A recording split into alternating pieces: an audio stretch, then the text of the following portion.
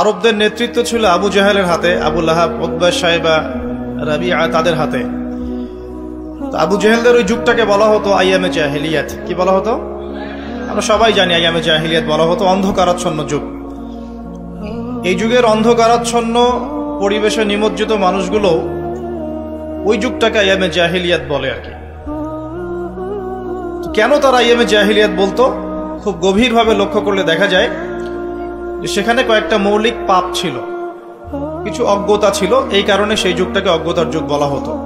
তার মধ্যে প্রথমটা হচ্ছে শিরক, মূর্তি পূজা, প্রকৃতি পূজা, চন্দ্র সূর্যের পূজা, গাছপালার পূজা, মৃত মানুষের পূজা, নাস্তিকতা, তারপরে আপনার বস্তুবাদিতা যেটাকে আমরা ম্যাটেরিয়ালিজম বলি, এগুলো আইয়ামে জাহিলিয়াতের অন্যতম আকীদা ছিল। মানুষেরা এভাবেই জীবনযাপন করত। এটা ছিল প্রথম। দ্বিতীয়টা ছিল সুদ বা রিবা। তাদের ইকোনমিক সিস্টেমটা ছিল রিবা ভিত্তিক বা সুদ ভিত্তিক। চক্রবৃদ্ধি হারে তারা সুদ খেত এবং সুদ খাওয়ার মধ্য দিয়ে তারা এক পর্যায়ক্রমে ব্যক্তিকে পর্যন্ত দাসে পরিণত করত। জমি জমা, বাড়ি গাড়ি এগুলো তো ছিলই, এগুলো তো মানুষ সিজ করতই। এক পর্যায়ে ব্যক্তিকেও দাসত্বের শৃঙ্খলা আবদ্ধ করত ওই রিবা দিয়ে, সুদ দিয়ে। এ কারণে জাহিলিয়াত বলছি আমরা, আইয়ামে জাহিলিয়াত। শিরকের কারণে বলছি, সুদের কারণে বলছি। একটা ছিল মাদক, তাদের ঘরে ঘরে মাদক ছিল, ম্যাক্সিমাম মানুষ মাদক দ্রব্যের সাথে সংশ্লিষ্ট ছিল, এটা একটা কারণ ছিল। আরেকটা হচ্ছে নারীর অবমাননা, নারী জাতিকে তারা খুব একটা মূল্যায়ন করতো না। আমরা জানি যে কন্যা সন্তানকে পর্যন্ত জীবন্ত কবর দেয়া হতো, এগুলো শুনেছেন। আরেকটা ছিল মৌলিক, সেটা হলো গোত্রীয় হানাহানি, গোত্রীয় রক্তক্ষয়ী দীর্ঘস্থায়ী সংঘাতে তারা লিপ্ত থাকতো। বিভিন্ন গোত্রে গোত্রে, দলে উপদলে মারামারি, কাটাকাটি, এই ছিল আইয়ামে জাহেলিয়াত। এর পাশাপাশি আরো কিছু ছিল, অশ্লীলতা, ব্যভিচার, জুয়া, ঠিক আছে, অন্যায়ভাবে মানুষকে প্রহার করা, সম্পদ আত্মসাৎ করা ইত্যাদি। তো আমরা যে এখন 1450 বছর পর এসে এই 19 শতাব্দী বলেন আর 20 শতাব্দী বলেন, এই দিকে এসে যে আমরা আইয়ামে জাহেলিয়াত শব্দটা শুনলেই ওই মক্কার দিকে তাকাই, তো এই শিক্ষিত মানুষদের একটু নিজেদের দিকে তাকানোর প্রয়োজন আছে। আগে আমাদের এই 20 শতাব্দীর শিক্ষিত মানুষদের আগে নিজেদের দিকে তাকানোর প্রয়োজন আছে। যে শিরকের কারণে আপনি আবু জেহেলের যুগকে আইয়ামে জাহিলিয়াতের যুগ বলছেন, সেই শিরক এখন গ্লোবালাইজেশন হয়েছে, মানে সারা বিশ্বে ছড়িয়ে পড়েছে। আগে আবু জেহেলদের শিরক ছিল একটা নির্দিষ্ট অঞ্চলের মধ্যে, এখন সেই শিরকগুলো, শিরকের মহাপাপগুলো মুসলিম অমুসলিম, দেশে দেশে, জেলায় জেলায়, থানায় থানায়, ইউনিয়নে, সব জায়গায় একদম অক্টোপাসের মতো ছড়িয়ে পড়েছে। ওই শিরক আপনার কাছেও আছে। আমি ওইদিকে পরে আসবো ইনশাআল্লাহ, আগে আপনাকে বুঝিয়ে দেই বিষয়টা। যে সুদের কারণে আপনি আইয়ামে জাহিলিয়াতকে অজ্ঞতার যুগ বলছেন, সেই সুদ এখন রন্ধ্রে রন্ধ্রে প্রবেশ করেছে। সুদ ছাড়া কোনো কান্ট্রি নাই এবং সুদ ছাড়া কোনো ব্যাংক নাই, এবং সুদ ছাড়া চলতে পারে এমন কোনো মুসলিমও এখন বেঁচে আছে কিনা আল্লাহ ভালো জানে। প্রত্যক্ষভাবে আপনি না খেলেও পরোক্ষভাবে আপনি আমি এর সাথে সম্পৃক্ত। আমি যখন ইকোনমিক্স বুঝাবো তখন বুঝবেন ইনশাআল্লাহ। সুদ আছে এবং এটা গ্লোবালাইজেশন হয়েছে, সারা বিশ্বে ছড়িয়ে পড়েছে। 3, যে মাদকের কারণে আপনি আইয়ামে জাহিলিয়াতকে অন্ধকারাচ্ছন্ন যুগ বলছেন, সেই মাদক এখন মুসলিমদের ঘরে ঘরে নাই। আর মাদক বলতে আমি কিন্তু জর্দাও বুঝিয়েছি, ঠিক আছে, সিগারেটও বুঝাচ্ছি, আর বড় বড় স্কেলে যেগুলো আছে এগুলো তো বুঝাচ্ছি। যে নারীর অবমাননার কারণে আপনি আইয়ামে জাহিলিয়াতকে জাহিলিয়াতের যুগ বলছেন, সেই নারীর অবমাননা এখন মুসলিম অমুসলিম সকলের ঘরে ঘরে প্রবেশ করেছে, করে নাই? আচ্ছা। আর যে গোত্রীয় দ্বন্দ্বের কারণে আপনি আইয়ামে জাহিলিয়াতকে বলছেন তারা বর্বর ছিল, নোংরা, হিংস্র ছিল ইত্যাদি, সেই গোত্রীয় দ্বন্দ্ব এখন ধর্মতাত্ত্বিক দ্বন্দ্ব এবং পলিটিক্যাল দ্বন্দ্বের রূপ নিয়েছে। আমার কথাগুলো কি বোঝা যায়? আচ্ছা, শিক্ষিত মানুষ যারা আছেন তারা হয়তো ইশারা বুঝতে পারবে না, সবকিছু তার খোলামেলা বলা যায় না, বলা যায়? আচ্ছা, আর যারা সমাজদার তাদের জন্য ইশারাই যথেষ্ট। তো যে কথাটা বলছিলাম প্রিয় ভাইরা, যে মৌলিক কারণগুলোর কারণে আপনি আইয়ামে জাহিলিয়াতকে দেখে ছি করছেন, ছি কেমন যুগ ছিল, বর্বর, নোংরা, মধ্যযুগীয় ইত্যাদি, সেই প্রত্যেকটা পাপ বা প্রত্যেকটা জাহিলিয়াত বর্তমান বিশ্বে পুরো গ্লোবালাইজেশন, মানে বিশ্বের আনাচে কানাচে এগুলো ছড়িয়ে পড়েছে। একই জিনিস। যে শিরক আবু জেহেলরা করতো, সেম শিরক আমরাও করছি, করছেন না? আবু জেহেলরা হয়তো লাত, উজ্জা, মানাত এগুলোর পূজা করত, তাই না কি? আচ্ছা, এখনকার মুসলিমরা কিসের পূজা করে? দেখবেন মৃত মানুষের পূজা করে, কবরে সেজদা করে, মাজার কেন্দ্রিক তাওয়াফ করছে। বলতে থাকলে অনেক বলা যাবে। মুসলিম যে হাতে বালা পড়ে আছে, খোলে না। কেন খোলে না? তার ধারণা, তার আকীদা যে এটা খুলে ফেললে অমঙ্গল হবে, সে তার রোগ আর ভালো হবে না। শিরক। মুসলিমরা রাশি ফলে বিশ্বাস করে, পেপার খুলে দেখে যে তার রাশি কি, সিংহ রাশির এই হবে, কন্যা রাশির এই হবে ইত্যাদি। মুসলিমরা দেখবেন টিয়া পাখির মাধ্যমে ভাগ্য গণনা করছে রাস্তাঘাটে বসে বসে। অথচ নবীজি বলেছেন সাল্লাল্লাহু আলাইহি ওয়াসাল্লাম, কেউ যদি কোনো গণকের কাছে যায়, গিয়ে জাস্ট জিজ্ঞাসা করে যে আমার হাতটা একটু দেখে দেন, এটা বলার সাথে সাথেই তার 40 দিনের নামাজ কবুল হবে না। এবং ওই গণকের কথায় যদি সে বিশ্বাস করে, তাহলে সে যেন মুহাম্মদ সাল্লাল্লাহু আলাইহি ওয়াসাল্লামের উপর নাজিল হওয়া এই কোরআনের সাথে কুফরি করলো। সবচেয়ে ইন্টারেস্টিং ব্যাপার হচ্ছে যে আপনার ভাগ্য গণনা করছে, তার স্থান হয়েছে রাস্তার পাশে। সে যদি আপনারই ভাগ্য গণনা করতে পারত, তাহলে তার তো সংসদে থাকার কথা ছিল। এতটুকু কমন সেন্সও আমাদের নাই এখন। দেখবেন গ্রামে গঞ্জে এখন জাদুবিদ্যার চর্চা বাড়ছে। জাদুবিদ্যা, স্ট্রিট ম্যাজিক দেখানো হচ্ছে, কুফরি তন্ত্র করা, জিনকে তাবে করা হচ্ছে। জিনকে তাবে করা যায়, এটা একটা বিষয় জেনে রাখেন। জিন জাতিকে তো বিশ্বাস করে নাকি? এখনকার মডার্ন শিক্ষিতরা জিনকে বিশ্বাস করে না, তারা রুহকে বিশ্বাস করে না, কবরের আযাবকে বিশ্বাস করে না, তারা আল্লাহকেও বিশ্বাস করে না। তারা বলে যে মহাবিশ্ব সৃষ্টি হয়েছে বিগ ব্যাং থেকে, আল্লাহ সৃষ্টি করেন নাই। নাউযুবিল্লাহ। এই হচ্ছে উচ্চ শিক্ষার অবস্থা এখন। শিরিক নিয়ে বলতে গিয়ে দেখেন, শিক্ষার মধ্যেও আপনাকে শিরিক করানো হচ্ছে এখন। শিক্ষা জীবনে আপনি শিরিক কিভাবে করছেন? শিক্ষা ক্ষেত্রে আপনাকে একটা দর্শন শেখানো হয়েছে, পশ্চিমা দর্শন। সেটা কি? যে পরীক্ষা নিরীক্ষা, যুক্তি বিজ্ঞান দর্শন দিয়ে কোনো কিছু প্রমাণ করা গেলে সেটার অস্তিত্ব আছে, আদারওয়াইজ এটার অস্তিত্ব নাই। মানে ফেরেশতাকে আপনি বিশ্বাস করবেন না। কেন বিশ্বাস করবেন না? কারণ ফেরেশতাকে আপনি ল্যাবরেটরিতে পরীক্ষা নিরীক্ষা দিয়ে পর্যবেক্ষণের মাধ্যমে কোনো সিদ্ধান্তে উপনীত হতে পারছেন না। দেখা যায় ফেরেশতা, শোনা যায়, টাচ করে অনুধাবন করা যায়, ইন্দ্রিয় দিয়ে এই জ্ঞানটাকে আপনি লব্ধ করতে পারছেন না। এই কারণে প্রচলিত জ্ঞানতাত্ত্বিক দর্শনের মতে আপনি একজন মৌলবাদী মানুষ, কারণ আপনি অন্ধভাবেই একটা কথা বিশ্বাস করছেন। তো তাদের কনসেপ্ট কি? পরীক্ষা নিরীক্ষা পর্যবেক্ষণের মাধ্যমে যা লাভ করা যাবে সেটাই জ্ঞান, এর বাইরে জ্ঞানের কোনো অস্তিত্ব নাই। এই কারণে তারা আনসিন ওয়ার্ল্ডটাকে বিশ্বাস করে না, অদৃশ্যের গায়েবের জগৎটাকে তারা বিশ্বাস করে না। বুঝতে পারছেন কথা কি? আল্লাহ বিশ্বাস করে না, কারণ আল্লাহকে দেখা যায় না। ফেরেশতা বিশ্বাস করে না, কারণ কি? কারণ ফেরেশতা দেখা যায় না। জিন জাতিকে বিশ্বাস করে না, বিকজ জিন জাতিকে দেখা যায় না। কবরের আযাব দেখা যায় না, রূহ বা আত্মাকে দেখা যায় না, জান্নাত জাহান্নাম দেখা যায় না। যেটা দেখা যায় না সেটা বিশ্বাস করবে না। এই হলো ওদের জ্ঞানতাত্ত্বিক দর্শন। এই দর্শনে যদি আপনি পড়াশোনা করেন এবং এখান থেকে সার্টিফিকেট অর্জন করেন, আপনি বড় চাকরি পাবেন ঠিক ইনশাআল্লাহ, কিন্তু আপনি সারা জীবন শিক্ষা ক্ষেত্রে মুশরিক হয়ে থাকবেন। শিক্ষা ক্ষেত্রে আপনি একজন মুশরিক হয়েছে। প্রতিটা সেক্টরেই আছে। ইকোনমিক সেক্টরে যাবেন, রিবা, আল্লাহ পাক রিবাকে হারাম করেছেন আর আমরা করেছি ফরজ। রিবাকে আল্লাহ পাক হারাম করেছেন, মায়ের সাথে জেনার কথা বলেছেন, আল্লাহর সাথে যুদ্ধের ঘোষণার সমান কথা বলেছেন, আর আমরা করেছি ফরজ। একটা কান্ট্রি ওয়ার্ল্ড ব্যাংকের আন্ডারে, IMF এর আন্ডারে একটা কান্ট্রি সুদ মুক্ত থাকতে পারবে না, পসিবল না। কখনোই তারা আপনাকে সুদ ছাড়া কোনো লোন দিবে না। এবং ওদের লোন শোধ করতে গিয়ে বহু দেশ আজকাল শ্রীলঙ্কা হয়ে যাচ্ছে। পড়াশোনা করেন, তাদের লোন শোধ করতে গিয়ে বহু দেশ এখন শ্রীলঙ্কা হয়ে যাচ্ছে। না হয়ে গেলেও হওয়ার পথে 42টা দেশের লিস্ট করা হয়েছে। কয়টা? যাদের ইকোনমিক অবস্থা ক্রমশ নিম্নের দিকে যাচ্ছে, নিম্নমুখী হচ্ছে, হবেও। কারণ কি? বিকজ ইসলামিক অর্থনীতির যে একটা চিরায়ত মূলনীতি আল্লাহ পাক কোরআনে দিয়েছেন, এটা বলতে বলতে এখন আমার মুখের ফেনা উঠে যাচ্ছে। 1 নাম্বার যাকাত ভিত্তিক অর্থনীতি, কৃষি ভিত্তিক অর্থনীতি, ব্যবসা ভিত্তিক অর্থনীতি, দান সৎকা ভিত্তিক অর্থনীতি। এক কথায় ইসলামিক অর্থনীতি এবং এমন কারেন্সি যার ইন্ট্রিনসিক ভ্যালু আছে, অন্তর্নিহিত মান আছে, এগুলো যেহেতু আমরা এখন বাস্তবায়ন করতে পারছি না, এই কারণে পশ্চিমা অর্থনীতির যে সুদের মার প্যাচ, এর মধ্যে আমরা পড়ে গেছি। এখান থেকে কেউ বের হতে পারছে না। অথচ সুদ সম্পর্কে আল্লাহ রাব্বুল আলামিন সূরা বাকারার মধ্যে বলেছেন, 278 থেকে এই যে 81 পর্যন্ত পড়ে দেখেন।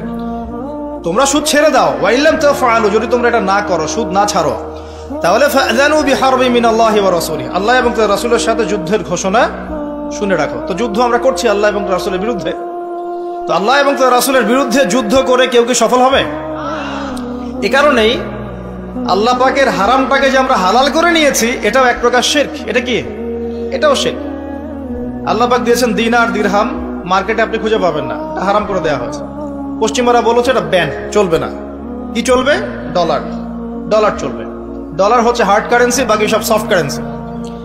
মানে আপনাকে যত কারেন্সি আছে এগুলোকে ডলারে কনভার্ট করে আন্তর্জাতিক বাজারে আপনার কেনা বেচা করতে হবে। আপনি আপনার টাকা দিয়ে করতে পারবেন না। ওটা হার্ড, শক্ত কারেন্সি, আপনারটা সফট, নরম। মানে ওদেরটাতে সোনা লাগানো আছে মনে হয়, আর আমাদেরটাতে সোনা নাই। কি বুঝলেন? তো এটা যে সারা ওয়ার্ল্ডকে রুল করছে বিকজ অফ এই ডলার। এর সাথে আবার আছে পেট্রোলিয়াম, মানে ব্ল্যাক গোল্ড, ব্ল্যাক অয়েল। যে আপনি তেল কিনতে চান, মধ্যপ্রাচ্যে যান, গিয়ে যে মধ্যপ্রাচ্যে যে কান্ট্রিগুলো আছে, গলফ কান্ট্রি, এগুলোকে গিয়ে বলেন যে আমি তেল কিনতে চাই, এই যে আমার ব্রিফ কেসে 1 কোটি টাকা আছে, বাংলাদেশি টাকা বা পাকিস্তানি রুপি, ঠিক আছে, বা টার্কিশ লিরা, এটা দিয়ে আমি তেল কিনতে চাই, আমাকে তেল দিন। গলফ কান্ট্রির কোনো নেতা আপনাকে তেল দিবে না। কেন দিবে না? যতক্ষণ পর্যন্ত না আপনি আপনার কারেন্সিটাকে ডলারে কনভার্ট করছেন, ততক্ষণ পর্যন্ত আপনাকে তারা তেল দিবে না। যে ডলার আর অয়েল, ডলার এবং তেল, এই যে মিলবন্ধন স্বামী স্ত্রীর মতো, এটার নাম হচ্ছে পেট্রো ডলার। কি নাম? Petro dollar. এর কারণে আপনি স্বতন্ত্র স্বাধীনভাবে এখন তেল কিনতে পারছেন। ইভেন সোনা দিয়েও তেল কিনতে পারছেন না, আপনি বাধা দিচ্ছে। গোল্ড দিব, আমাকে তেল দাও, সম্ভব না, বাধা দিচ্ছে। এই যে সারা ওয়ার্ল্ডকে রুল করা, আমি একটা ভালো একটা জায়গায় যাবো লেকচারে ইনশাল্লাহ, সবর করেন। সারা বিশ্বটাকে যে শাসন করা, আপনি সারা বিশ্বকে শাসন করতে চান, আপনাকে সারা বিশ্বের অর্থনীতি শাসন করতে হবে, করতে হবে না? কথা কি বুঝতে পারেন? যখন আমরা বিশ্বটাকে শাসন করেছি, আর দীর্ঘদিন আমরা বিশ্ব শাসন করেছি, হাজার বছরের বেশি, প্রায় 1200-1300 বছর আমরা কি করেছি? এই ওয়ার্ল্ডটা শাসন করেছি। এই প্রথম বিশ্বযুদ্ধের আগ পর্যন্ত আমাদের শাসন ছিল বিশ্বে, ছিল না? ছিল। তো আমরা যে শাসন করেছিলাম, তখন সারা বিশ্বের অর্থনীতিকে আমরা নিয়ন্ত্রণ করেছিলাম না? সারা বিশ্বের অর্থনীতিকে নিয়ন্ত্রণ করতে না পারলে সে বিশ্বের রুলিং স্টেট হতে পারবে না। আর এই কারেন্সিগুলোর মধ্য দিয়ে তারা সারা বিশ্বের রুলিং স্টেট হয়েছে, বিকজ এই কারেন্সিগুলোর মধ্য দিয়ে তারা অন্য কারেন্সিগুলোকে ডমিনেট করছে। তো এখানে দেখুন, আল্লাহ পাকের হালালকে আমরা হারাম করে ফেলেছি। কিন্তু মদ কি হালাল না হারাম? আমরা হালাল করি নাই, করেছে। এরকম করে যে জেনা, ব্যভিচার, এখনকার যে ছেলে মেয়েগুলা ফ্রি মিক্সিং করে, ছেলে মেয়ের অবাধ মেলামেশা করে, বয়ফ্রেন্ড গার্লফ্রেন্ড কালচার, এরা কি বিশ্বাস করে, আদৌ বিশ্বাস করে যে প্রেম করাটা হারাম? এটা বিশ্বাস করে করে এটা? তারা যে রাত কাটায় বিভিন্ন জায়গায়, তারা কি আদৌ সত্যি বিশ্বাস করে এটা হারাম কাজ? যদি বিশ্বাসই করতো, এটা কি করতে পারতো? এই দেখেন, আল্লাহ পাকের হারামকে হালাল করে নিয়েছে। আবার ধরেন আল্লাহ পাক হালাল করেছেন পর্দা। তো আপনি এখন পর্দা করতে গেলে কিছু মানুষ বলছে যে এ তো পিছিয়ে গেছে, এ তো মৌলবাদী হয়ে গেছে, এই মেয়ে তো এগুলো পোশাক এখন চলে না, এগুলো তো আগে চলতো, এখন চলে না, এখন তো এগিয়ে যাওয়ার যুগ, বরং কাপড় খোলার যুগ এখন, তাই নয় কি? এখন তো মানুষ কাপড় খুলে ঘুরে বেড়াচ্ছে না, এবং কাপড় খোলার জন্য বিভিন্ন বিশ্ববিদ্যালয়ের সামনে দাঁড়িয়ে আন্দোলন করছে না? এই যে কাপড় খোলার আল্লাহ পাক হালাল করেছেন পর্দা, আপনি ওটাকে হারাম করে কাপড় খোলার দিকে মানুষকে আহ্বান করছেন। এই যে হালালকে হারাম করছেন, দুইটা বিষয় বোঝেন। আপনি মদ খাচ্ছেন, জেনে খাচ্ছেন যেটা হারাম, বুঝতে পারছেন কথা? আপনি মদ খেয়েছেন কিন্তু জানেন যে মদ খাওয়াটা হারাম, এটার জন্য শাস্তি আছে, আমাকে তওবা করতে হবে। আর এক ব্যক্তি মদ খেয়েছে, সে বিশ্বাসই করে না যে মদ খাওয়া হারাম। দুজন ব্যক্তি কি সমান? একজন হয়তো ফাসেক বা জালেম হতে পারে, আরেকজন কিন্তু কুফরি করেছে। একজন ফাসেকি বা জুলুম করেছে নিজের নফসের উপরে, তওবার দরজা তো খোলা আছে। আরেকজন কিন্তু কুফরি করছে, সে আল্লাহ পাকের হালালকে হারাম করে নিচ্ছে, হারামকে হালাল করে দিচ্ছে। এখনকার ওয়ার্ল্ড এটার উপর চলছে। আল্লাহ পাকের যত হালাল আমরা আস্তে আস্তে সব হারাম করে ফেলছি, আর হারামগুলোকে আমরা হালাল করে ফেলছি। দেখুন, এটাও একটা শিরক। তো আইয়ামে জাহিলিয়াতের শিরকের কথা বলছি, এই শিরক আপনাদের ঘরে ঘরে, আমাদের ঘরে ঘরে আছে। 500 থেকে 600 কোটি, 500 থেকে 600 কোটি মানুষ বলছে যে আল্লাহ পাকের নাউযুবিল্লাহ সন্তান আছে। এখন আপনি বলেন যে আমরা একটা কথা বলি যে বেশিরভাগ মানুষ যা বলবে সেটাই সত্য, তাই না? মেজরিটি শুড বি গ্রান্টেড, আমাদের সমাজে একটা কথা প্রচলিত আছে না, যে 10 জনে যেটা বলে সেটাই ঠিক, তারপরে বেশিরভাগ মানুষের রায় যেখানে সেটাই হবে সত্য মিথ্যার চূড়ান্ত মানদণ্ড। আমাদের একটা কনসেপ্ট আছে না, এটাই তো ডেমোক্রেসি, প্রচলিত ডেমোক্রেসি তো এটাই। তো এখানে দেখেন, এই যে বেশিরভাগ মানুষ যে বলছে আল্লাহর সন্তান আছে, এখন আপনি কি করবেন? ওটা গ্রহণ করবেন? সব জায়গায় সবকিছু চলে? বেশিরভাগ মানুষের কথা কখন ঠিক হবে? যখন বেশিরভাগ মানুষের কথাই আল্লাহর বিধানের অনুকূলে হবে, তখন ঠিক হবে ইনশাআল্লাহ। ঠিক না ঠিক কথা? আর যদি দেখা যায় বেশিরভাগ মানুষ আল্লাহর বিধানের বাইরে কথা বলছে, তখন বেশিরভাগ মানুষের কথা বাতিল। অল্প কিছু মানুষ যারা আল্লাহর বিধানের অনুকূলে কথা বলছে, এদের কথাই গ্রহণযোগ্য হবে ইনশাআল্লাহ। মহাবিশ্ব আল্লাহ পাকের নিদর্শন নয়? প্রকৃতি আল্লাহ নিদর্শন নয়? যে মানুষের বর্ণের পার্থক্য, রঙের পার্থক্য, ভাষার পার্থক্য, চেহারার পার্থক্য আল্লাহ নিদর্শন নয়? সবকিছু আল্লাহ পাকের নিদর্শন। এই নিদর্শনগুলোকে দেখে আল্লাহ বলেছেন আল্লাহকে চিনতে। এগুলো দেখে মানুষ আল্লাহকে চিনবে, এই কারণে আল্লাহ পাক এগুলো সৃষ্টি করেছেন। এখন যদি আমি ওগুলোরই উপাসনা করা শুরু করি, তাহলে শিরক হবে না? হবে কি না? আচ্ছা, আমাদের মধ্যে মনে করেন কিছু সৎলোক আছে বা ছিল, এই সৎলোকরা ইন্তেকাল করেছে, তাদেরকে আমরা দাফন করেছি। এখন কেউ যদি আল্লাহর ইবাদত করা বাদ দিয়ে, আল্লাহকে সেজদা করা বাদ দিয়ে ওই সৎ মানুষদের কবরে গিয়ে সেজদা করে, শিরক হবে না তাওহীদ থাকবে? কনসেপ্ট কি বুঝতে পারেন? শিরক হবে কি হবে না? সেজদা কার প্রাপ্য? আচ্ছা, মনে করেন আপনার সন্তান হয় না, এখন আপনি অমুক এক পীরের মাজারে চলে গেলেন, সেখানে একজন ভালো মানুষই শায়িত আছে, তিনি একজন বড় বুজুর্গই ছিলেন, এখন আপনি সেখানে সেজদা করে তার কাছে দোয়া করছেন সন্তানের জন্য, শিরক হবে না তাওহীদ থাকবে? কথাগুলো বোঝেন। আপনাকে আল্লাহ পাক বলেছেন আল্লাহর নামে কসম করতে, কিন্তু আপনি কসম করছেন মায়ের নামে, বাবার নামে, আগুনের নামে, ঠিক আছে, অগ্নি শপথ, বজ্র শপথ, পাথরের নামে, প্রকৃতির নামে শপথ করছেন, শিরক হবে না তাওহীদ থাকবে? শিরক হবে। কেউ যদি বলে যে আমার নাম হচ্ছে শাহিন শাহ, কি নাম? শাহিন শাহ শব্দের অর্থ রাজাধিরাজ, মানে সমস্ত রাজার বড় রাজা, শিরক হবে কি হবে না?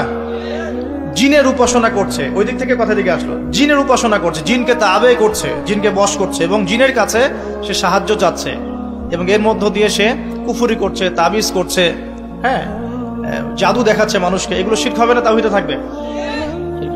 স্বামী স্ত্রীর মধ্যে মিল নাই, এখন অমুক কবিরাজের কাছে গিয়েছে, গিয়ে মিল বন্ধন করার জন্য সেখানে তাবিজ কবজ করা হচ্ছে। এক ছেলে এক মেয়েকে অন্যায়ভাবে ভালোবাসে, এগুলো ভালোবাসা না, জেনা। এখন ওই মেয়েটাকে সে পেতে চায়, কবিরাজের কাছে গিয়েছে, ওই মেয়েটাকে আমি চাই, আমার সাথে কিভাবে তার ভালো সম্পর্ক হবে, একটা তাবিজ দিয়ে দেন, শিরক হবে না তাওহীদ থাকবে? বলা হচ্ছে কেমন আছেন, বলছে ভালো আছি, কিন্তু যুগটা ভালো না, এই যুগটা খুব খারাপ। যুগটা কি খুব খারাপ? যুগটাকে গালি দিল বা বাতাসকে গালি দিল। যদি কেউ যুগ বা সময়কে গালি দেয়, এটাতেও শিরক হবে। কি হবে? যদি আপনাকে বলি যে ভাই এটা কি পারবেন, সে বলল হ্যাঁ পারবো, আগামীকাল করব, কি বলল? আগামীকাল করব, ইনশাআল্লাহ বলল না, তাওহীদ থাকবে? বলতে হবে ইনশাআল্লাহ আগামীকাল। অনেক বিষয় আছে, এগুলো বলতে গেলে সারা রাত চলে যাবে। এক কথায় আমি শর্ট করে বুঝে আপনাকে, যে আকীদা, বিশ্বাসের মধ্যে মানুষ শিরক করছে।